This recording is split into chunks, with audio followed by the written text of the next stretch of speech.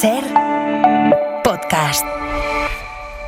Estás escuchando El Abierto de Hoy por Hoy. Cada día analizamos las noticias más relevantes de la actualidad, las claves políticas, económicas y sociales, con las voces de los protagonistas y los distintos puntos de vista de nuestros tertulianos.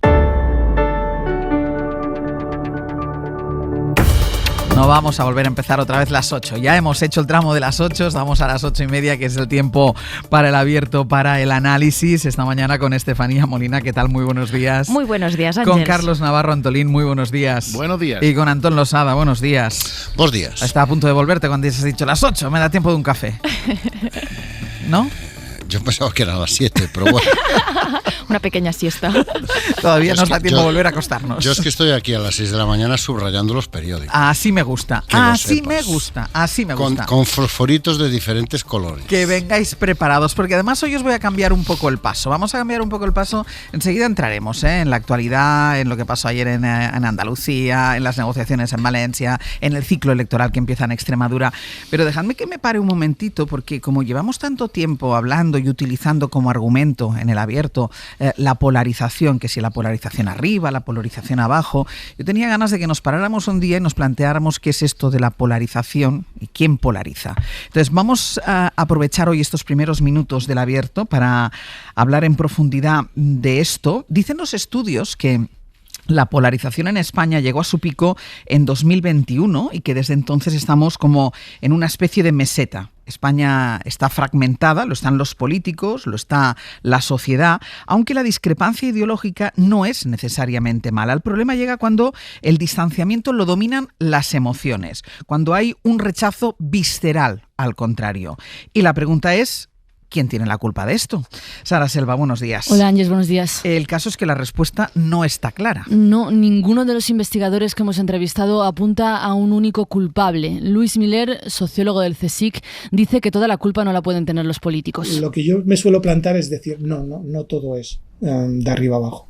No todo es de la política. Hay otros factores. La desigualdad, la velocidad del cambio al que nos enfrentamos, el sistema electoral y los sistemas de incentivos y los medios y las redes sociales. Eso es, según Miriam Juan Torres, investigadora de la Universidad de Berkeley, como la atmósfera que respiramos. E Ismael Crespo, catedrático de Ciencia Política en la Universidad de Murcia, apunta también a la llegada de Vox. La entrada de Vox en el sistema realmente es el que rompe, y a partir de ahí ha ido creciendo, ahora diríamos que estamos como una meseta. Así que influyen muchas variables, pero hay algo en lo que todos están de acuerdo. Los partidos han elegido la polarización como su principal estrategia política. Te puedes sentar perfectamente con jefes de campaña o directores de gabinete y es una cosa de nosotros vamos a polarizar, básicamente. O sea, esto es una cosa muy clara. A Miriam, un día, tras una conferencia sobre polarización, se le acercó una persona de un partido. Me decía, me parece muy interesante todo lo que comentabas, pero claro, ¿cómo puedo yo polarizar, pero presentándome como el partido de la despolarización en España?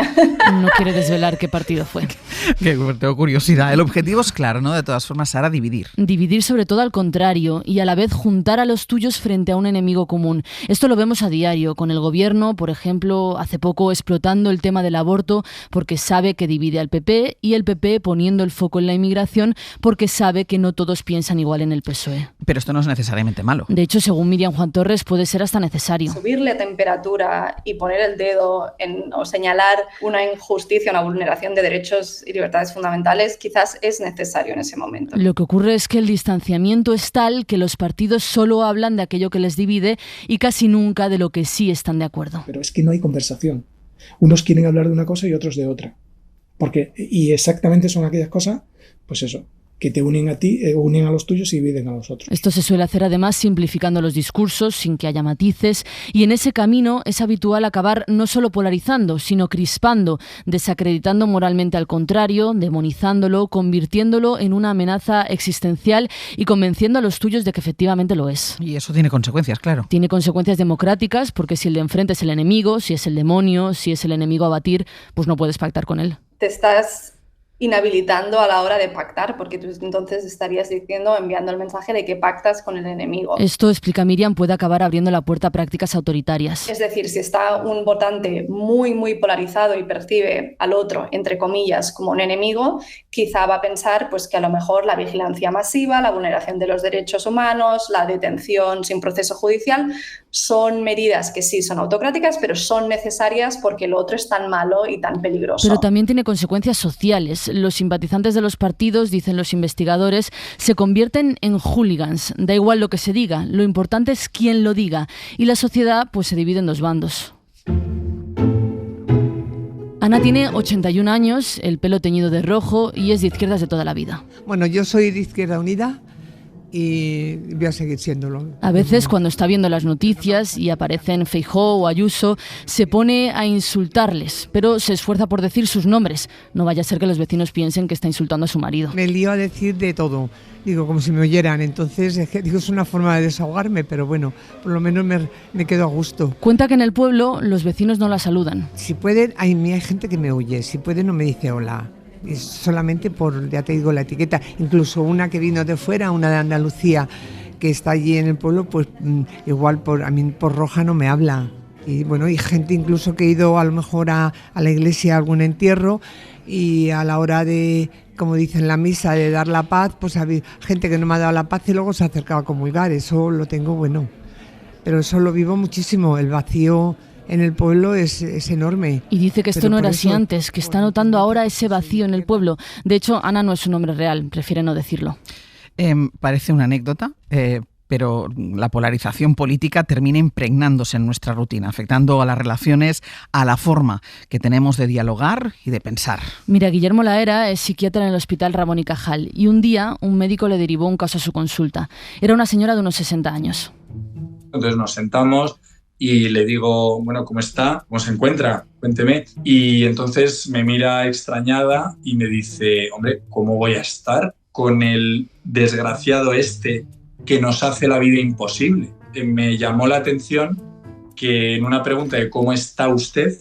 Me hiciera referencia no sabía muy bien quién era ese líder político, pero a un líder político, ¿no? Guillermo pensó, igual se refiere a Donald Trump, pero también podía estar hablando de Pedro Sánchez. Es decir, estaba ante una persona polarizada, no cabía duda, pero no sabía a quién se estaba refiriendo, ¿no?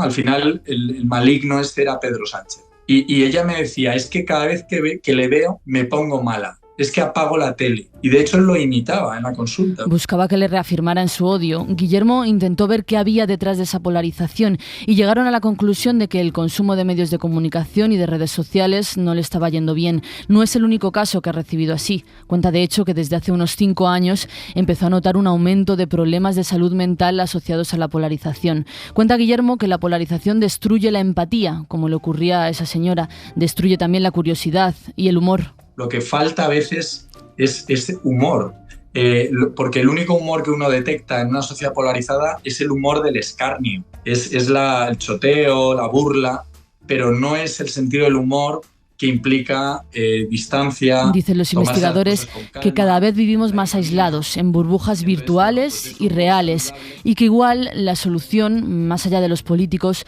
está en algo tan simple como conocernos, como volver a mezclarnos. Sara, gracias. Muchas gracias.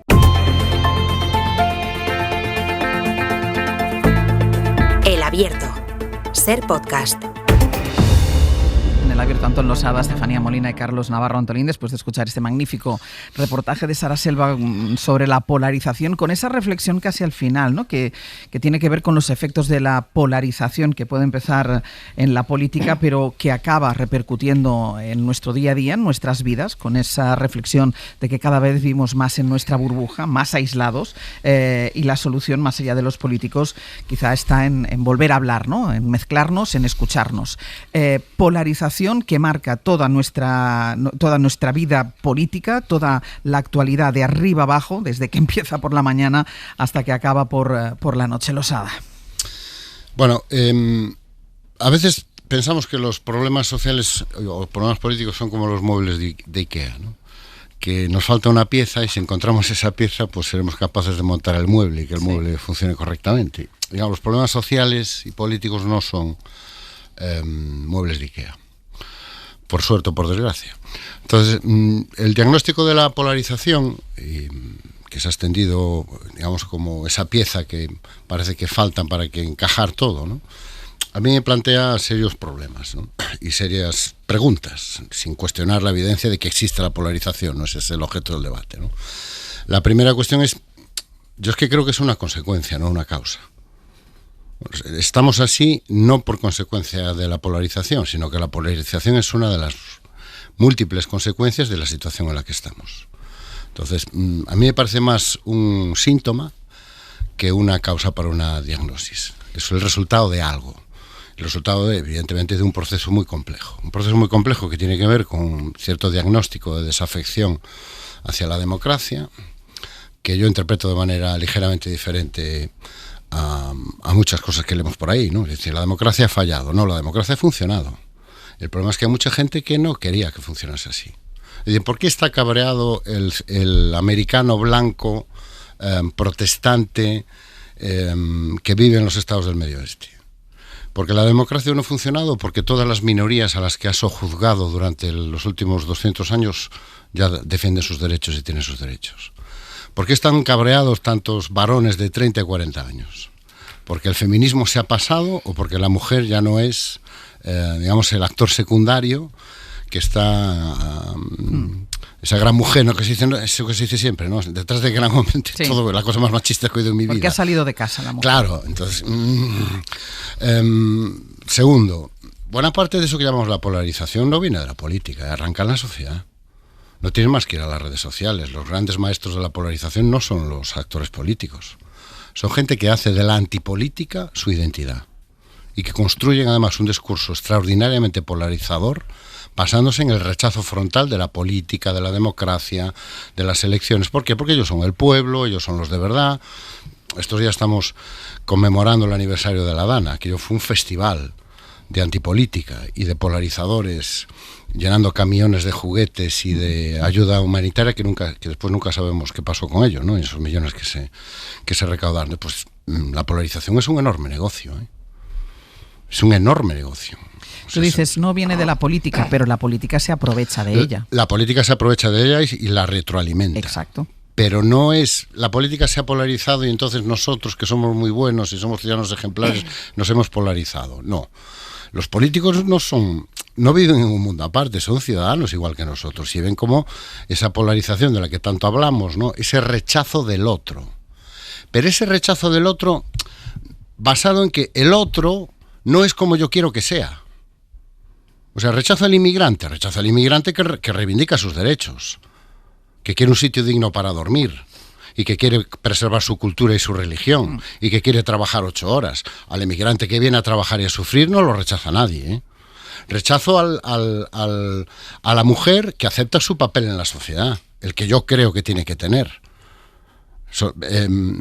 O mejor dicho, no rechazo a esa mujer, rechazo a la mujer que se revela frente a la imagen que yo tengo. Eso genera efectivamente un discurso de animadversión. ¿Por qué? Porque ya no son... Esa mujer que ya no acepta mi decisión de cómo debe vivir, ese inmigrante que ya no acepta las condiciones en las que yo creo que tiene que trabajar, claro, se convierte en una amenaza, se convierte en un enemigo. Y eso la política efectivamente lo interpreta, lo traduce, eso afecta a mensajes políticos y lo retroalimenta. Pero insisto, yo creo que es importante entender, desde mi punto de vista, que la polarización no es la causa de todos nuestros males, es una de las consecuencias de una situación mucho más compleja y mucho más multicausal. Estefanía. Comparto plenamente con Antón que no hay que confundir causas con consecuencias y que la polarización es un síntoma. Y voy a ir más allá. Yo creo que la polarización viene de ciertos conflictos en la sociedad que de algún modo la gente siente que no se pueden solucionar y hay un desborde de emociones. Me parece que en este país, por ejemplo, cuando se produjo la crisis de austeridad, que fue brutal para muchas familias, desahucios, despidos, ese dolor, de algún modo, la gente se lo devolvió a la política. Y desde entonces hemos asistido a la implosión del bipartidismo, el surgimiento de fuerzas cada vez más extremas, que hacen que aquella competición que de algún modo los partidos tendían al centro, aquello que se decía en España, las elecciones se ganan en el centro. Ahora no es que se ganen en los extremos, pero los principales partidos, el bipartidismo, necesita comerse a sus extremos, de algún modo integrando esas demandas más duras, más emotivas, más pulsiones de ira, que han traído esas nuevas formaciones a lomos de un sufrimiento social, la cuestión de la desigualdad, la precariedad o los conflictos territoriales, que en este país el proceso independentista también ha generado mucho rechazo en ciertas corrientes de la derecha. Entonces, para mí, evidentemente, es un síntoma de entrada. Y luego también cómo la cadena de mando se desarrolla a partir de eso. Hay evidentemente una deslegitimación del otro, un sentimiento de que si tú existes no puede existir mi visión del mundo. Y esto viene espoleado por varias vías. Por un lado, yo creo que en el esquema comunicativo en el que nos movemos, por ejemplo, las redes sociales, dan esa impresión todo el tiempo de cámaras de eco, donde si tú dices una cosa yo tengo que estar totalmente contrario. ¿Por qué? Porque de algún modo sabemos que lo que se viraliza, ese activismo, siempre es desde la confrontación. Si tú coges mañana y pones un comentario en redes sociales, hola, buenos días, siempre habrá quien te diga, bueno, buenos días serán para ti, pero tú sabes ya lo que tienes que decir, si es de tono más elevado, para que eso se viralice y tú logres notoriedad. Esas dinámicas también están ya dentro de nosotros. Pero eso es de algún modo. Es que ahí está el negocio de las redes sociales. Exactamente. Claro, es que yo comparto contigo, la polarización, Antón, es un negocio. Claro. La idea de negocio. ¿Por qué? Porque tú consigues que individuos que van por la calle tranquilamente y sin hacer nada, de golpe tengan una enorme necesidad de protestar a través de todos estos mecanismos con los que hay gente que gana dinero. Pero luego las consecuencias políticas que me parece que como para reflexionar entre todos. Lo peor que nos ha traído la polarización a España es la incapacidad de fiscalizar lo que hacen los nuestros, quienes sean los nuestros. ¿Por qué? Porque lo de delante siempre nos va a parecer peor. No es que los políticos simplemente ganen votos con esto y movilicen. Sabemos que las democracias más polarizadas son las más movilizadas. No es que con esto solo ganen votos. Es que de algún modo si tú dices, bueno, por ejemplo, no, yo he tenido este problema, esto no lo he hecho bien o tal, pero mira qué ha hecho el otro. De pronto ese componente más gregario de partido de fútbol, de es verdad, es peor que lleguen los otros al poder que lo mal que lo podamos haber hecho nosotros. Eso se abusa muchísimo. Y, por ejemplo, el PP, tanto PSOE, con los partidos que los apoyan, Vox en algunos sitios al PP, a nuestro gobierno actual en España, pues los partidos independentistas, la izquierda, etcétera. Claro, ni siquiera esos propios partidos, y nosotros se lo afeamos si de pronto sale mañana Sumar y se pelea con el PSOE porque algo no se ha hecho bien. O si Vox le quiere montar una comisión de investigación al PP por lo que sea, tanto en la derecha como en la propia izquierda, a la gente no le va a parecer bien. Eso yo creo que es lo peor que nos ha traído la polarización, la incapacidad. Y como ciudadanos igual. O sea, hay gente que estará dispuesta a asumir cualquier atropello que haya dicho o haya hecho su líder de turno antes que decir, bueno, pues si lo ha hecho mal hay que penalizarlo, ¿no? Porque lo que viene es lo de enfrente y es peor. Carlos. Sí, todo lo que llevo oído es muy razonable, ¿no? Me quedo con lo que ha dicho el compañero al inicio en la exposición del tema, que la polarización acaba, lamina con el sentido del humor, y el sentido del humor es el lubricante de la vida cotidiana, y al final tenemos que convivir. También pienso que la polarización debe ser un fenómeno en cierta manera cíclico, porque recuerdo lo que escribía nada menos que Antonio Machado en 1912, cuando decía que en España de cada 10 cabezas 9 embisten. Yo creo que ahí estaríamos bastante polarizados, ¿no? Yo sí creo que los políticos, la clase dirigente, tiene una altísima responsabilidad, porque tienen que cuidar mucho lo que dicen, porque el eco que tiene no es el mismo que lo que digan, que el que obtenga y genere los demás ciudadanos. Cuando un político habla de inmigración tiene que tener mucho cuidado. Cuando un político saca el tema de la guerra civil tiene que tener mucha cautela, porque de ahí se derivan consecuencias. Me atrevería a fijar el inicio de la polarización actual, del ciclo actual, que estaría, me voy a atrever a decir, en el final de Aznar, con esa alineación absoluta con los Estados Unidos, de la que estaba orgulloso, que generó la reacción de Zapatero, que rescató la guerra civil y trajo también consecuencias. Yo en ese final de mandato y el inicio del otro lo fijaría. Y después se alimentó, como no, creo que lo ha dicho Estefanía, con la crisis de 2008, de la que todavía no hemos salido, porque todavía sigue habiendo víctimas, que fue terrorífica, la pandemia que sobrevino después, la gente se sintió frustrada y, en último lugar, como no, con las redes sociales, que mucha gente la emplea como un gatillo, ¿no? Bueno, pero hay que tener cuidado, vamos a ver, tampoco podemos sobrevalorar excesivamente el consenso como bien social. Decías tú, rescatar la guerra civil. Oiga, es que la polarización no se puede utilizar como un argumento para excluir temas de la agenda política. No, enfocarlos adecuadamente. Como quieras, pero de la guerra como civil quiero, no se como puede. Bueno, como tú quieras decirlo. El hecho de que un tema provoque conflicto y provoque confrontación no puede servir como argumento para hay tema delicado, excluirlo. Termina Antonio, voy contigo, Carlos. Para excluirlo de la agenda política. Dice, se rescató la guerra civil. Bueno, es que había que rescatarla. Es que somos muchos los que exigíamos que se rescatara. y que a lo mejor guardamos silencio en aras de un bien social como el consenso, que es sobre el que se construyó, entre comillas, que también habría mucho que discutir, la transición, pero consideramos que el tiempo ya era razonable. Y cuando planteamos algo tan sencillo como, oiga, queremos recuperar la memoria de nuestros familiares, resulta que los agresores éramos nosotros. También hay que tener cuidado con el uso de la polarización como una especie de argumento de censura social. No, de esto no se habla porque esto divide. Entonces concentrémonos solo en lo que nos une. Está muy bien concentrarnos solo en lo que nos une, pero si la humanidad se hubiera concentrado solo en lo que nos une, seguramente seguiríamos en las cavernas y seguiríamos con el que descubrió el fuego enterrado para que no se supiera ese secreto. El conflicto genera progreso. Pasa que hay que saber encauzarlo, hay que saber articularlo, tenemos que revisar cómo funcionan nuestras instituciones, cómo funciona la conversación pública, cómo funciona el debate público, pero el conflicto no es per se malo. Otra cosa es la situación que ahora mismo se está generando, donde hay elementos que tienen mucho que ver pues, con la revolución tecnológica. Yo creo que el elemento de las redes sociales es un elemento fundamental porque introduce una plataforma que antes no existía para expresar esa animadversión al otro, y sobre todo hay un elemento económico. Esto es un negocio millonario. La polarización es un negocio millonario, no solo en términos de redes sociales, sino también en términos de comunicación. Y eso yo creo que no debe llevarnos a rehuir debates que tienen que estar en la agenda política, porque si no, es que la política en parte es la gestión del conflicto, y el conflicto no se gestiona negándolo o ocultándolo. Carlos, ¿qué querías decir algo? No, únicamente que si le puede demandar a un gobernante es que siempre prime la concordia, ¿no? Desde luego hay causas que son muy nobles, efectivamente, no se me ocurre discutirlas, pero aquello no salió del todo bien, vamos a dejarlo ahí, ¿no?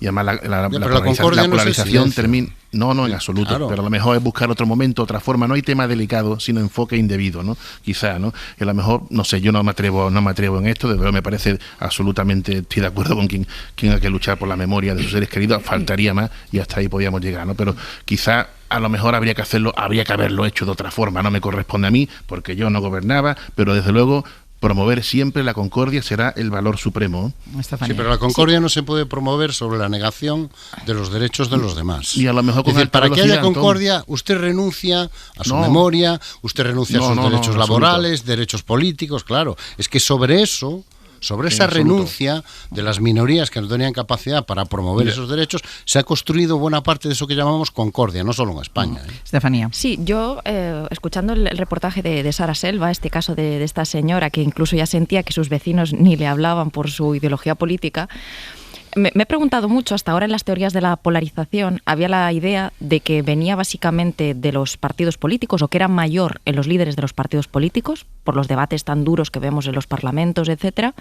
pero que la sociedad todavía quedaba esa empatía donde si tu padre, tu hermano, tu vecino votaba otra cosa, como que tú tienes elementos de juicio humano, pues salía esa empatía y tendías como a ser más condescendiente aunque estuvieras en total desacuerdo.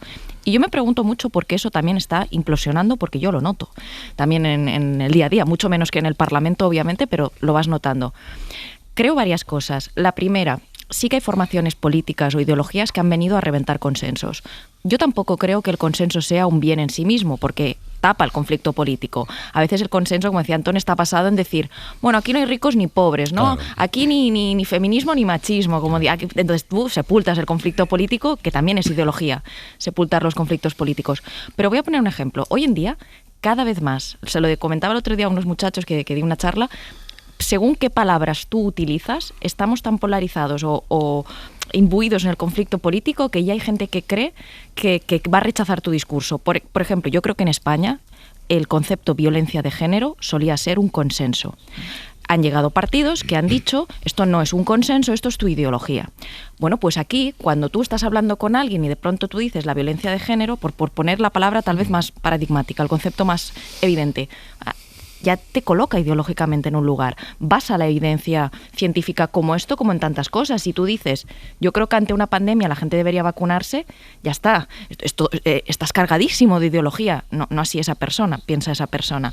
Y luego también, por último, la fragmentación de las audiencias. Antiguamente, todos estábamos, cuando se inventó la televisión, en el salón de nuestra casa, alrededor de una televisión, Y eso hacía que la esfera pública estuviera más articulada en base a unos referentes comunes. Hoy en día en el salón de una familia en España, uno está con la tableta, el otro está con el ordenador, el otro está en la tele, el otro está con el móvil. Y en los nichos los mensajes cada vez son más radicales. Los streamers, sus mensajes, ya sean de izquierdas o de derechas, cada vez son más extremos que los medios generalistas. Y yo creo que y hay estudios que demuestran que se están generando rechazo incluso ante información que te da el otro, ese otro al que tú repudias.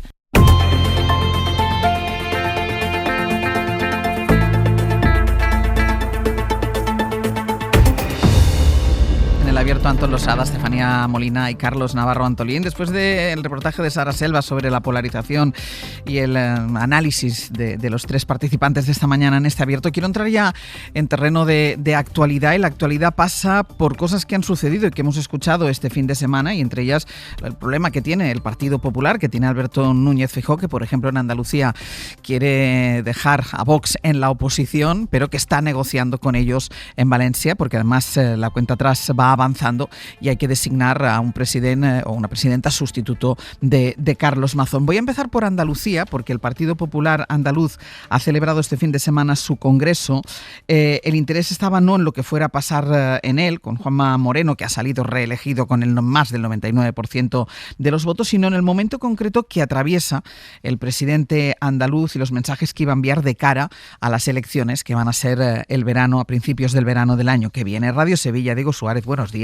Buenos días, Ángels. Porque la verdad es que la crisis de los cribados ha dejado tocado a Juanma Moreno Bonilla, y por primera vez hay dudas de si podrá renovar su mayoría absoluta, porque si no la renueva, le hace dependiente de la ultraderecha, dependiente de Vox. Y contra esa amenaza se ha conjurado el PP en Sevilla. Moreno Bonilla ha salido a hombros del Congreso como referente nacional de presente y de futuro, con un cheque en blanco de su partido en la mano, pero el escándalo de las mamografías y el auge de Vox siguen siendo los elefantes en la habitación de San Telmo. Por eso ha arengado a los suyos a no confiarse, porque hay, dice el presidente andaluz, una UTE, Unión Temporal Electoral, entre la ultraderecha y el PSOE, con el objetivo de hacer caer al gobierno andaluz. Existe una confluencia populista que quiere convertir a Andalucía en un campo de batalla, de barro, de polarización. Una UTE, una unión temporal electoral de todos los grupos de la oposición para cortar el cambio en Andalucía. La mayoría absoluta de Moreno Bonilla está amenazada por la extrema derecha y también por la extrema necesidad de normalizar la sanidad pública, a la cola de España en las listas de espera. Moreno tiene que arreglar en 7 meses lo que no ha podido solucionar en 7 años de gobierno, así que ha pedido a los suyos defender sin complejos que eso de la privatización de la sanidad en Andalucía es mentira. Siguen con el mismo cuento que yo ya empezaba a escuchar cuando tenía pantalones cortos. Siempre metiendo miedo a la sociedad. Son toneladas de mentiras sobre el gobierno de la historia de Andalucía que más ha protegido a la sanidad. Congreso en el que ha sonado el himno andaluz, pero no el del Partido Popular, ni siquiera cuando subió Feijóo a decir que Andalucía es clave para su partido en el ciclo electoral que viene.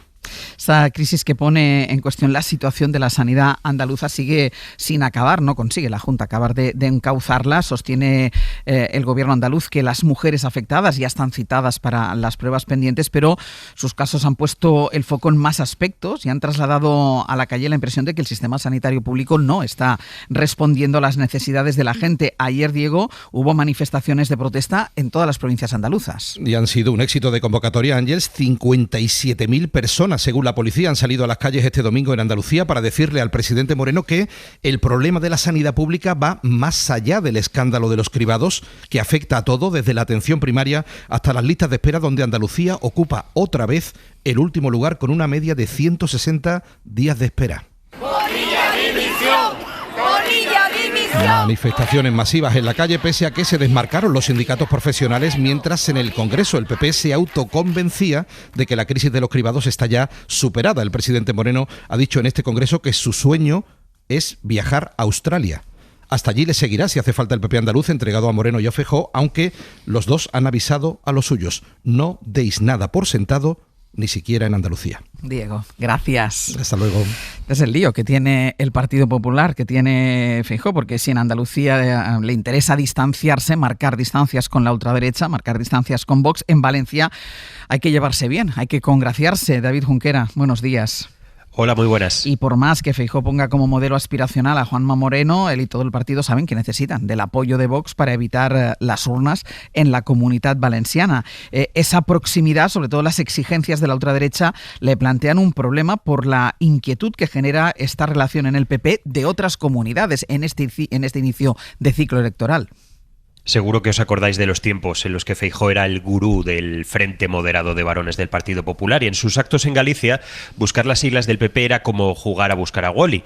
Pues este fin de semana en Andalucía, lo contaba Diego, se ha visto a las claras quién le ha tomado el relevo. Moreno llamando a la bonomía, a la estabilidad, nada de azul PP, todo verde andaluz y en lugar del himno machacón popular, que no sonó ni un segundo, musiquita de jazz suavecito, también moderado, vamos, lo que le gusta al antaño varón gallego. Y por eso hoy Andalucía nos recuerda algo esencial, que se puede gobernar con serenidad y a la vez con ambición, que se puede ser moderado y tener determinación, que se puede ser firme sin caer en el fanatismo.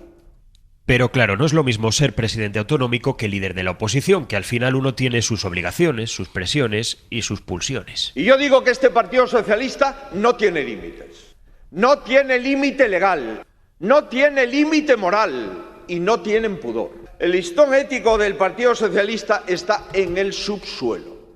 Tiene que ver ahora Feijóo dónde pone el listón del PP para la versión 2.0 de sus pactos con Vox. La nueva generación empieza a testarse en Valencia, en el laboratorio valenciano, donde el calendario empieza a apretar. Y eso lleva a los populares a tener que hacer equilibrios raros. Hay que negociar con Abascal y no desairarlo, pero a la vez no podemos olvidar que entramos en ciclo electoral y hay que decirle al votante que darse el gusto de votar a la ultraderecha, tras el desahogo, pues tiene consecuencias. Por supuesto que crece el malestar, por supuesto que la gente necesita desahogo. Pero un desahogo de 5 minutos no sirve para nada. Les sirve a ellos para quedarse en el mismo sitio.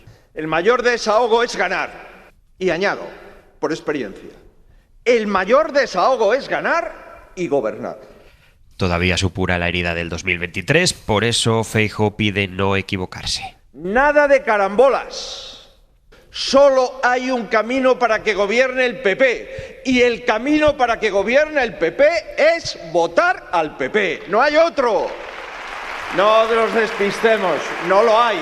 La verdad es que hay despiste porque el encaje es complicado, alertar contra Vox, pero a la vez tomar prestadas políticas de Vox y negociar con Vox. En los territorios no saben a qué atenerse con el pacto valenciano. A la espera de decisiones los hay que piensan que lo mejor es cerrar un acuerdo rápido y ponerse a otra cosa. Y otros piensan que es el momento de cantarle las 40 a Abascal y dejarle claro que él no marca los pasos de baile al PP. Si hay unanimidad en algo, si Vox pone muy difícil o imposible lo de Valencia, eso puede favorecer a los varones que pronto ponen las urnas.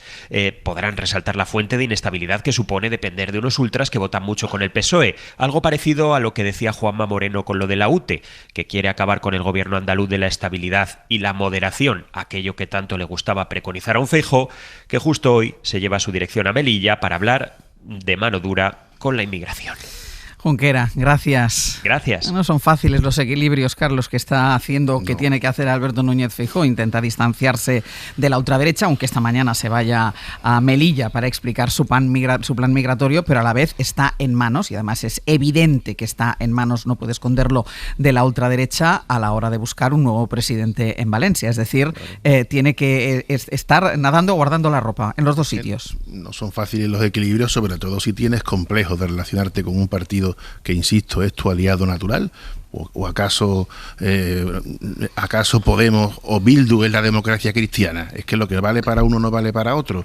Es que no es el juego democrático que tantas veces exaltamos como necesario y recomendable. No es la formación de mayorías dentro del Parlamento y dentro del marco constitucional lo que siempre exaltamos. Pero claro, si se tiene un complejo, pues vienen los problemas, ¿no? Ya fijaos ya como en el Congreso del PP andaluz ya no se habla de mayoría, por supuesto no absoluta, sino de aquel término de mayoría suficiente. Tampoco ha sido sustituido por una mayoría para la estabilidad, preveyendo el marco que puede ocurrir que el PP andaluz perdiera la mayoría absoluta, que por cierto tampoco es tan difícil porque recuerdo que los 3-4 últimos diputados, os acordaréis de la noche electoral, fueron asignación por restos de la ley de Don. O sea, no estaban fijados y bien atornillados, con lo cual tampoco sería muy difícil que lo perdiera. Pero insisto, ¿cuándo va a perder el PP el complejo de decir tengo que pactar con Vox. Otra cosa distinta será los acuerdos a los que se llegue y después las políticas que se ejecuten, que para eso habrá que fiscalizar y escrutar. Pero entran dentro del juego democrático. Que a algunos no les guste, de acuerdo. Que a algunos les dé náusea, también. A mí me lo da pactar con Bildu. Pero bueno, es que lo que vale para uno, el marco mental de uno también debe valer para el otro. Y ese complejo, mientras no se lo sacuda el centro derecho español, pues estará arrastrándolo.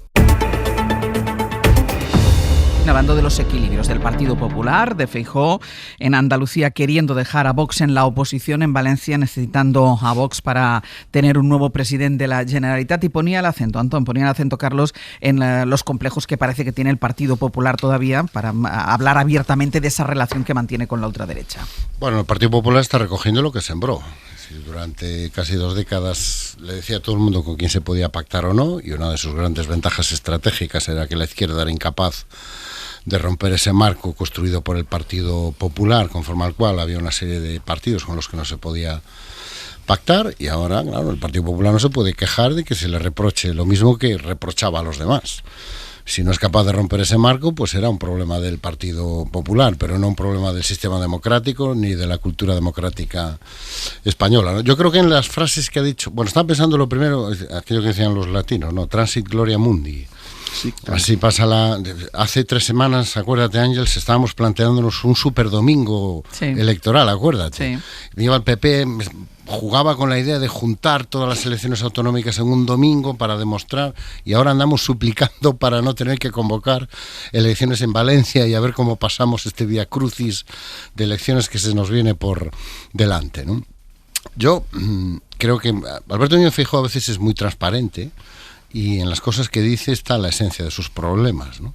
Y una de las cosas que hemos escuchado en los cortes que hemos puesto, para mí es muy reveladora. Es decir, cuando dice, solo hay un camino para que gobierne al PP, que es votar al PP.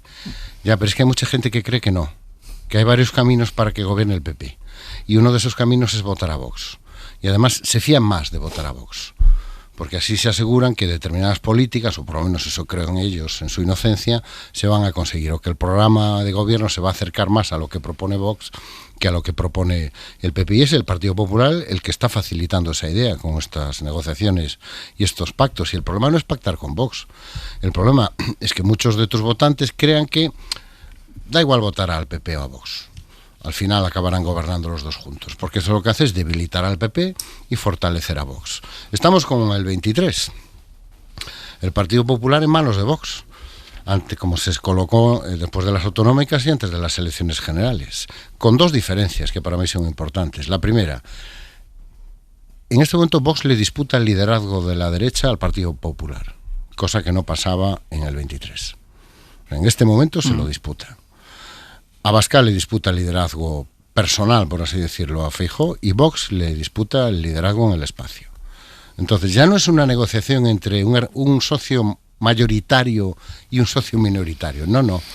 Es una negociación entre un socio que ha ido perdiendo su posición mayoritaria y un socio presuntamente minoritario que se ve a sí mismo ya como mayoritario. O sea, ¿qué quiero decir con esto? Es una negociación entre iguales. Ya no es una negociación tan desequilibrada.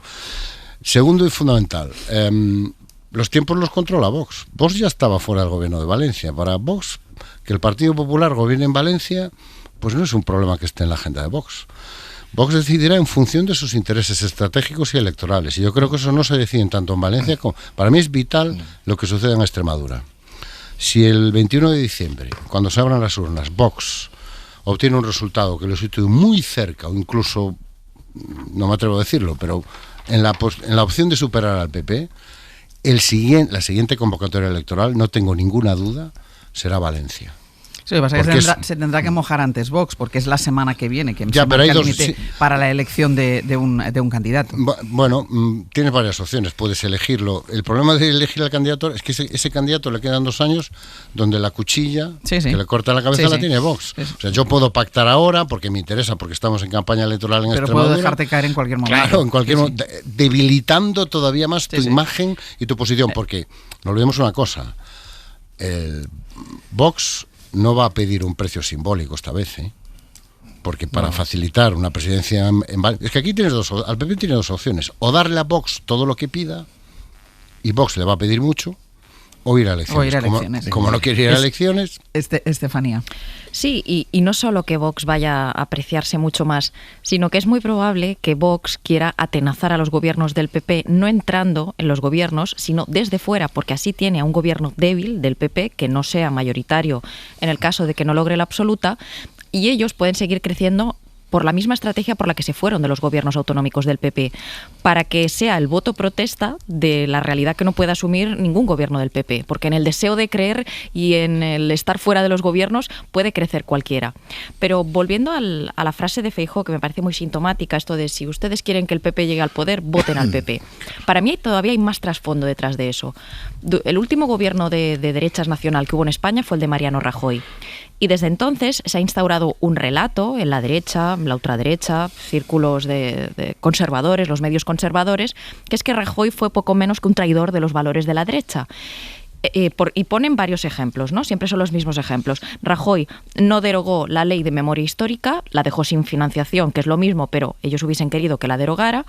Luego, Gallardón no logró sacar adelante su reforma bastante reaccionaria de la ley del aborto porque la gente se manifestó en las calles, y Rajoy subió los impuestos, que esto ellos consideran que no es de derechas porque también se encontró con la crisis económica y con un país en bancarrota. Pero siempre cogen estos ejemplos y luego el colofón es aquella frase de Rajoy de el que quiera el Partido Liberal o Conservador, ¿no?, que se vaya. Y al poco tiempo aparecieron Ciudadanos y Vox. Pero esto ya ha elaborado un relato por el cual hoy mucha gente probablemente quiere que gobierne el PP porque asumen que es de momento, el socio mayoritario, pero van a votar a Vox para que le apriete las tuercas al PP. Y yo creo que son plenamente conscientes de eso. Hay esta idea de el PP es el PSOE azul, Feijóo es Rajoy 2.0, todo esto va a ser una cosa blandita, y como yo decía la semana pasada, hay quien tiene sed de motosierra y quiere que llegue un partido que derribe toda la obra de la izquierda de un plumazo. Esto que hizo Trump el primer día, que se puso a firmar decretos, ley eliminada, ley derogada, esto fuera, ¿no? Estos decretos presidenciales, creo que se llaman. Esto es lo que querría mucha gente. Entonces, es ahí, por el motivo que yo creo que ahora mismo también está creciendo mucho Vox. Y luego que el PP se ha encontrado con una circunstancia, fíjate, que no le ha pasado ni al PSOE. El PSOE, cuando empezó a minorizar a Podemos, que cada vez era un partido más pequeño porque ellos iban absorbiendo el voto, ya Podemos no resurgió, o no resurgió Sumar. El PP se ha encontrado con la circunstancia de haber arrinconado a Vox electoralmente y que ahora Vox empiece, al menos sobre las encuestas, a remontar. Esto es muy duro para un partido, sumado a la idea de que yo creo que se han dado cuenta que Vox no viene a ser la muleta, viene a sustituir al PP. Confían en la idea de que hay unas nuevas lógicas de la derecha que harán que mucha gente joven ya no quiera votar a este PP. Es más, en la Comunidad de Madrid han puesto la proa contra la reina del PP, que es Ayuso. Vox ya ha empezado a criticar las políticas, esto que dicen, para los millonarios extranjeros, con un discurso, vamos a llamarlo, mucho más falangista u obrerista en Vox. Vamos a Valencia para ver cómo están esas negociaciones de las que estamos hablando. Juan Magraner, buen día. Buen día. ¿Qué se sabe de la negociación y qué se sabe de quién las están llevando? Bueno, pues tic-tac. Sabemos que las negociaciones avanzan y que son de alto nivel, aunque los nombres de los negociadores no estén claros y no hayan trascendido.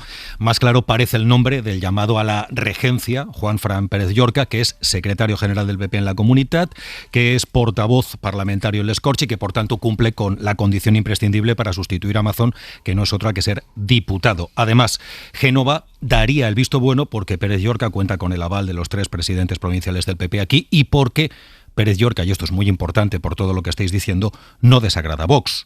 Fue el muñidor de acuerdos tan importantes con Vox como el de la propia investidura de Amazon, hay que recordarlo, y también negoció los presupuestos de la Generalitat de este año, asumiendo vetos ultras, como el de la Agenda 2030, y comprometiendo el endurecimiento de las políticas contra los migrantes. Claro, el problema ahora es que Vox, como decís, también quiere dar una vuelta de tuerca más, a la vista de pactos incumplidos en otras autonomías, y tira de una máxima que en su día puso sobre la mesa Mónica Oltra.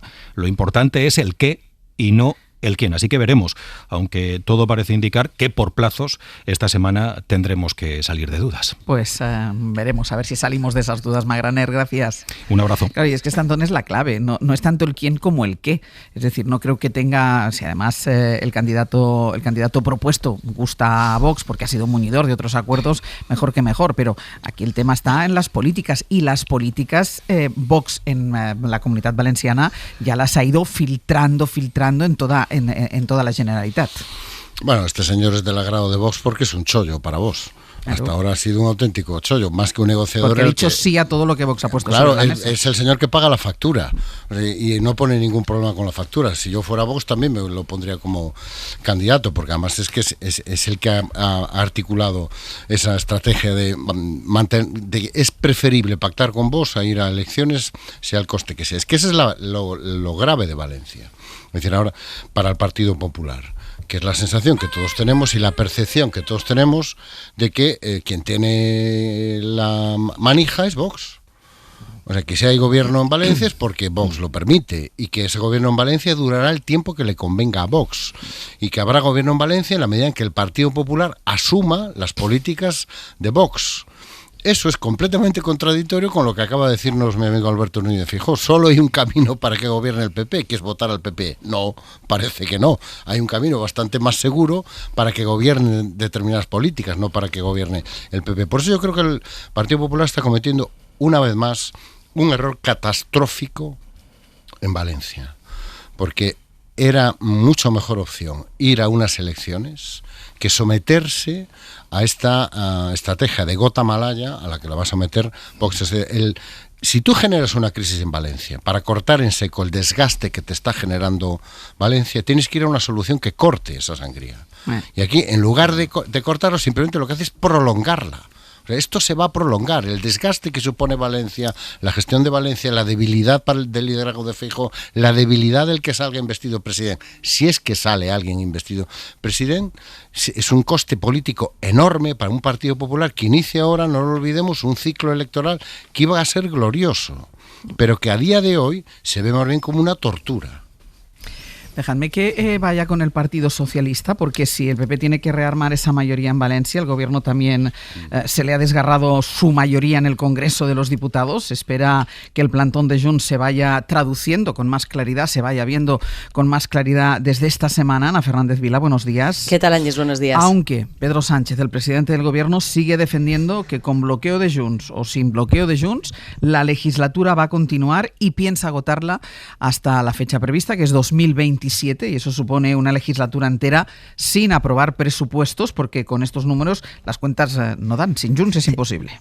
El gobierno sigue haciendo oídos sordos a los mensajes de Junts y tratando de dar normalidad al escenario en el que entra la legislatura de bloqueo parlamentario si los de Puigdemont mantienen esta determinación de votar en contra de todo. El propio Pedro Sánchez volvió a confirmar este fin de semana en una entrevista en El País su determinación de agotar la legislatura hasta 2027 aún sin nuevos presupuestos. Creo que la responsabilidad que tiene ahora mismo este gobierno de coalición progresista para con sus ciudadanos, pero también a nivel europeo, exigen que el gobierno de coalición progresista continúe con su labor. A corto plazo, el Ejecutivo se agarra al hecho de que todavía en el pleno de esta semana van a sacar varias leyes adelante que ya tienen los votos de Junts comprometidos, pero en privado en el Ejecutivo reconocen que esa ruptura anunciada por los independentistas necesariamente va a tener consecuencias. Asumen en Moncloa, por ejemplo, que habrá que ajustar el calendario legislativo para llevar a la Cámara solo los textos que ya tienen garantizada una mayoría suficiente.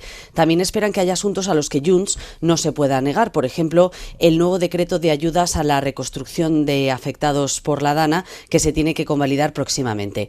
De esta forma, el PSOE espera poder ir sorteando esa imagen de bloqueo que pregona Junts. Confían en que en la práctica los efectos de esa decisión no se perciban hasta ya entrado el año que viene, porque además diciembre será un mes casi sin plenos por el adelanto electoral en Extremadura y el mes de enero, como siempre, es inhábil en el Congreso. Así que esperan también los socialistas, además, que el foco estas semanas esté volcado en lo que comentabais antes, ¿no?, en esas negociaciones de PP y Vox en Valencia, y mientras en Moncloa buscan a contrarreloj la fórmula para reconstruir puentes con Junts, aunque está muy complicado, eso lo admiten, pero sí que hemos visto cómo han redoblado ya sus esfuerzos para avanzar en el reconocimiento del catalán en Europa, y también veíamos esta semana cómo se ha reactivado en el Congreso la tramitación de la ley de Junts contra la multirreincidencia. Ana, gracias. A vosotros. Por lo que deduzco, la clave está, o debe pensar Pedro Sánchez, que la clave está que vaya pasando el tiempo y que vayan pasando cosas, a ver si no nos damos cuenta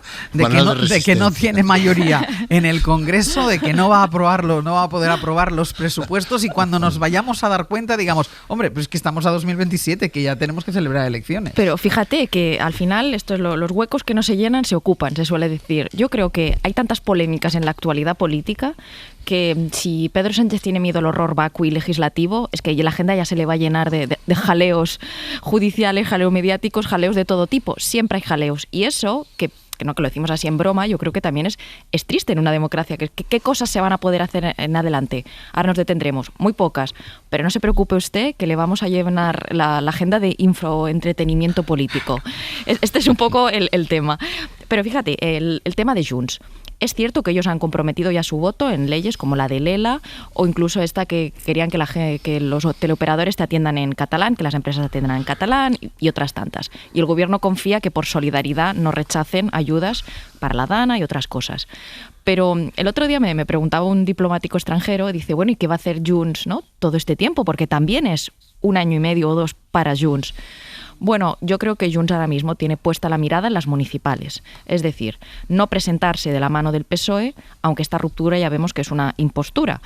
Pero para sus alcaldes era importante el argumento de ya no vamos con el PSOE, porque en el fondo esto no va de una cesión más o menos. El empuje de Alianza Catalana, lo decíamos el otro día, es una nostalgia, un sentimiento de una identidad catalana perdida, y culpan a la inmigración, y el procés ha sido un fracaso y hay frustración. Entonces crece por muchos motivos, que es como no puedes tapar el sol con un dedo. La marea viene. Pero la realidad es que la ruptura de Junts hay que asumirla en toda su hipocresía e impostura. Para empezar, yo lo decía en las claves, la amnistía ya ha sido ratificada en el Tribunal Constitucional. Todavía la abogacía del Estado de España tiene que defenderla ante el Tribunal de Justicia de la Unión Europea. La abogacía está vinculada a este gobierno es la institución más evidente.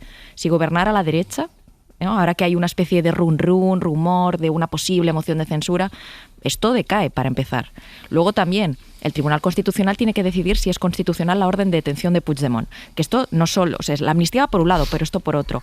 En definitiva, yo creo que es toda una impostura, y es más, Junts ha nombrado cargos que están en instituciones del Estado. Y también Esquerra. Esta gente va a salir de esas instituciones. Carlos.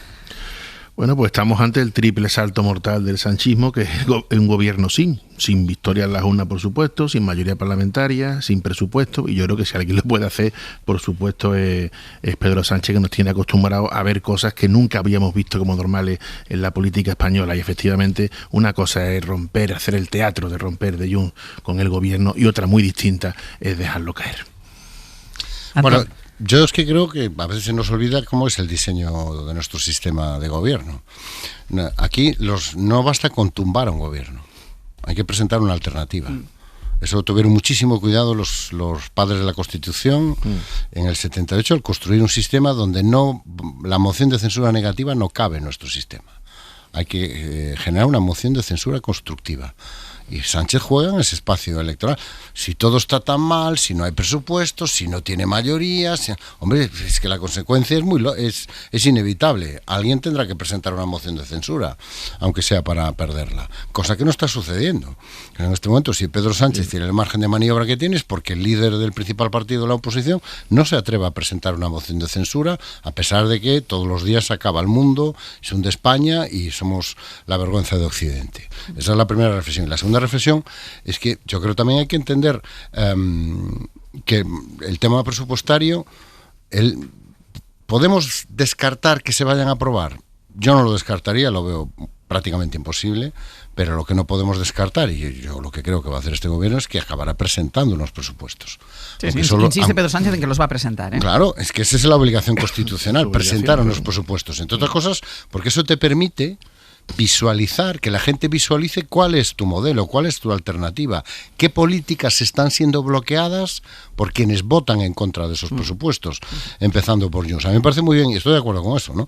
Junts tiene la puesta de vista en las municipales, pero es que faltan 2 años para las municipales. Y esos alcaldes, además de que todos los días salga Junts a decirnos que se ha acabado la legislatura, pero no acabe de... pero parezca que quiere limitar su papel. No, yo estoy en el certificado de función, pero yo no voy a ayudar a que esto termine. ¿Y qué van a hacer esos alcaldes? ¿Qué éxitos van a presentar? ¿Qué logros van a presentar? Dejadme los últimos minutos del Abierto para una información que hemos conocido esta mañana en cuando hemos visto El País. Lo hemos leído en ese periódico. El Vaticano ha abierto una investigación al obispo de Cádiz y Ceuta. Se llama Rafael Zornoza, tiene 76 años y hay contra él una denuncia por presunta agresión sexual a un menor. Los hechos ocurrieron cuando la víctima era menor, pero se prolongaron en el tiempo, en los años 90.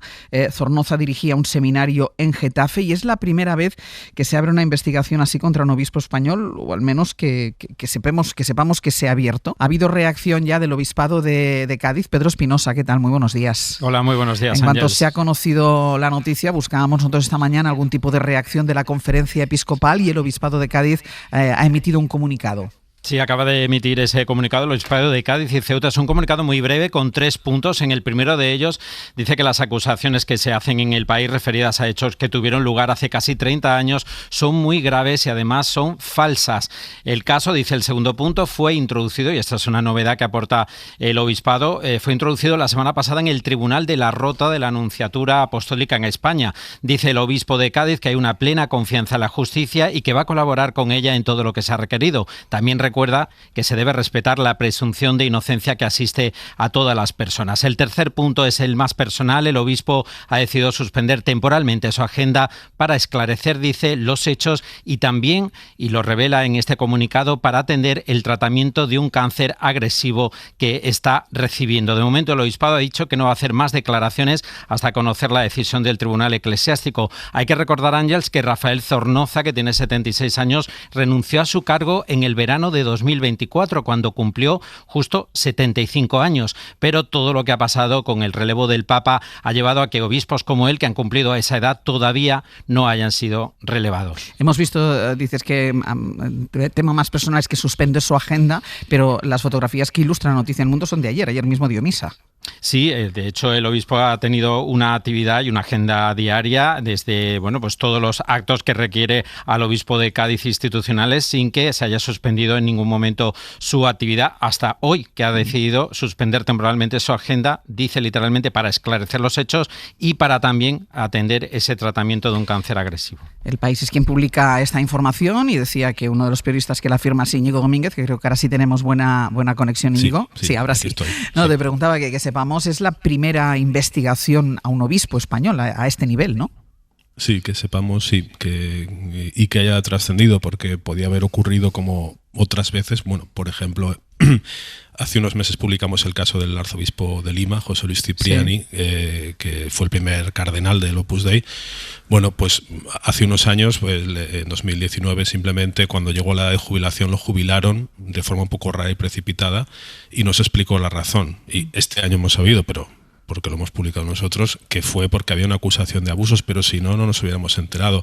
En este caso quizá pues hubiera esta denuncia hubiera ido adelante, se hubiera concluido quizá con una condena o lo que fuera y hubieran decidido simplemente apartarlo por razones de edad y ya está, porque ha cumplido 76 años y a partir de los 75 pues ya un obispo se jubila. Entonces, bueno, pues no nos hubiéramos enterado, aunque bueno, ahora hay que ver cómo acabará, pero por lo menos ya sabemos que hay una acusación. Uh-huh.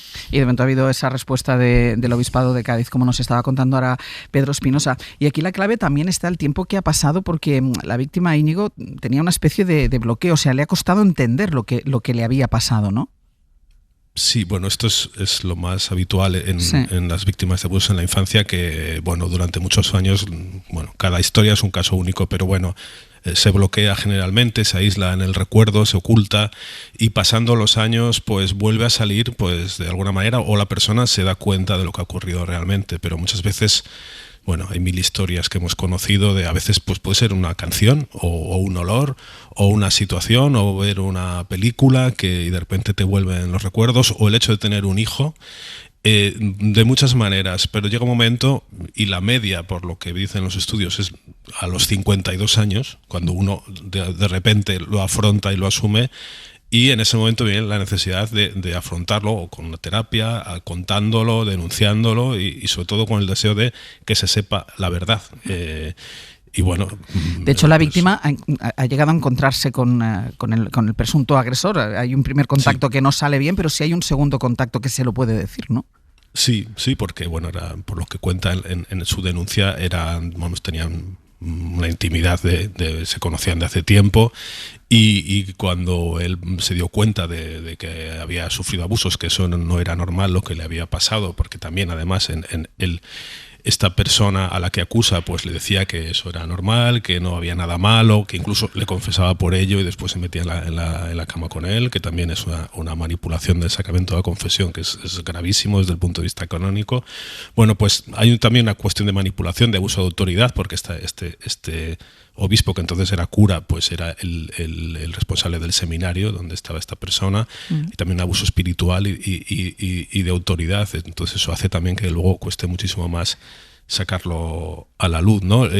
Aparte del tiempo que ha pasado, es saber ahora cuánto tiempo ha ocurrido desde que esto se sabía hasta que por fin se ha hecho algo, porque también hay responsabilidades, ¿no? Porque está claro que hay una denuncia en los canales internos de la Iglesia, pero el obispo ahí sigue. Es decir, no ha habido medidas cautelares contra él.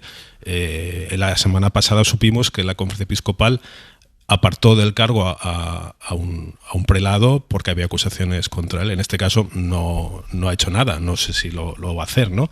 Pero bueno, aquí también hay esa responsabilidad. Y luego hay otro factor que es, bueno, esta persona está acusada, este obispo está acusado de haber cometido abusos, ¿no? Sí. Pero si vas a mirar los abusos que se han denunciado en la diócesis de Cádiz en los últimos años, al menos hay 2 que se denunciaron y que no se llevaron a los tribunales, aunque parece ser que no habían prescrito, ¿no? Entonces, claro, eso te preguntas, un obispo que tiene estas acusaciones detrás, luego cómo gestiona las denuncias de abusos que le llegan a él mismo, ¿no? Pero he leído también que es una de las diócesis más herméticas, ¿no? En cuanto a dar información o a dar datos. Sí, bueno, ese título en España la verdad es que está muy disputado porque vamos, son una excepción las que dan información. Las que colaboran. Sí, bueno, Cádiz es un ejemplo más de las que más, pero hay otras. Y porque esta ha sido la línea de la Iglesia Católica Española estos años, ¿no? La negación total, ocultar la verdad, dar la mínima información posible, ir siempre a remolque de la información que iba saliendo en los medios, de las denuncias de las víctimas, siempre haciendo lo mínimo indispensable, pero siempre un segundo después, nunca antes, ¿no? Y siempre hacer como que hacen para una operación de maquillaje, ¿no? La operación de maquillaje más enorme y más desastrosa fue este informe interno que hicieron. Bueno, fue todo un culebrón, si os acordáis, que encargaron una auditoría a un despacho de abogados, que luego, como no salía lo que ellos decían, hicieron ellos otra, pero que fue una chapuza porque faltaban, bueno, reconocieron 800 casos, pero era un corte y pega de otro informe anterior. Quitaron más de 300, de esos 800 solo se creían 237, es decir, 1 de cada 10 víctimas conocidas, según la contabilidad que llevamos en el país, que es la única conocida, donde tenemos registrados en una base de datos abierta todos los casos que se conocen, o sea, no solo los que hemos publicado nosotros, sino los que ha publicado cualquier medio o los que han salido a la luz, ¿no? Todo esto fue un desastre y luego ya han renunciado siquiera a dar información de ningún tipo. No sabemos a día de hoy cuántas víctimas admiten, cuántas indemnizaciones han pagado, por qué no se investigan las acusaciones de encubrimiento. Nosotros hemos documentado 61 casos de obispos y superiores que son sospechosos de haber encubierto casos. No se ha investigado a ninguno de ellos. Entonces hay mucho por hacer. El gobierno tampoco hace nada. Hace año y medio Félix Bolaños anunció un plan para reparar a las víctimas con un fondo de compensación. Bueno, no ha ocurrido nada de esto, no sabemos qué ha sido de ese plan. Y en el Congreso hay una ley atascada desde hace un año que casi todos los partidos, con 305 votos, aprobaron estudiar una reforma para que nunca prescribieran estos delitos, ¿no? Y ahí sigue atascada después de un año, pero claro, lo que pasa siempre con esto, estos delitos casi siempre están prescritos. Cuando hablan las víctimas es demasiado tarde, entonces queda la justicia canónica, como en este caso. Pero si este delito no hubiera prescrito, esta persona podía haber ido a un tribunal y denunciarlo y estaríamos hablando de otra manera de este caso. Lo dejamos aquí. Íñigo Domínguez, uno de los periodistas que firma el artículo del País. Muchísimas gracias por haber estado con nosotros. Un abrazo, gracias a vosotros. Hasta luego.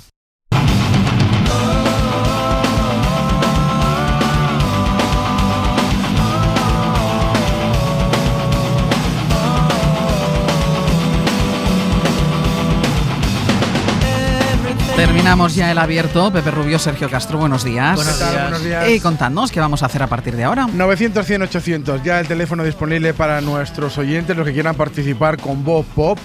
Ahí le espera Voz Pop para plantearles una cuestión que hoy tiene que ver con la Navidad. No sabe si resistirse o entregarse a la Navidad. Bueno, no hay término medio. No hay término medio. Una cosa o la otra. Es lo que hay que decidir. Es lo que hay que decidir. La Navidad empieza el sábado. Uy, en los supermercados lleva 2 meses. No, pero será por las luces de Vigo. El sábado 15 de noviembre empieza oficialmente la Navidad en todo el planeta. Pues 900, 100, 800 empieza la Navidad en todo el planeta. ¿Qué hay que hacer? ¿Resistirse o entregarse? Después en la dupla estoy pensando que ha sido una muy buena semana, muy buen fin de semana para nuestro amigo Losada. Sí. Perdió el Celta, ganó el Depor, pinchó el Madrid, ganó el Barça.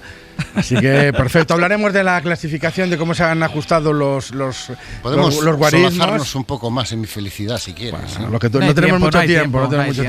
Pero también pensando en el Rayo Vallecano Madrid, ayer hablaremos de derbis lejanos que les hicieron famosos en otras partes del mundo, en la dupla con Rafa Cabaleira y Galder Reguera.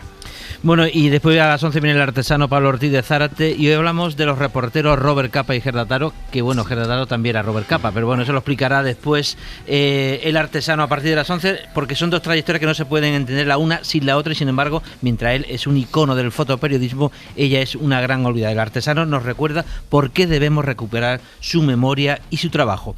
Y después viene el Mitos 2.0, que hoy es: ¿el líder será seductor o no será? Vale. Hay que ser seductor para ser líder. ¿Hay que serlo o no? Vale. Esa es la, la cuestión. Ese será. ¿Qué dices? Mi modelo es Mariano Rajoy. Pues ya está. Todo dicho. Señores, la semana que viene más. Antón Losada, Estefanía Molina, Carlos Navarro Antolín. Adiós. Gracias. Adiós. Para no perderte ningún episodio, síguenos en la aplicación o la web de la SER, Podium Podcast o tu plataforma de audio favorita.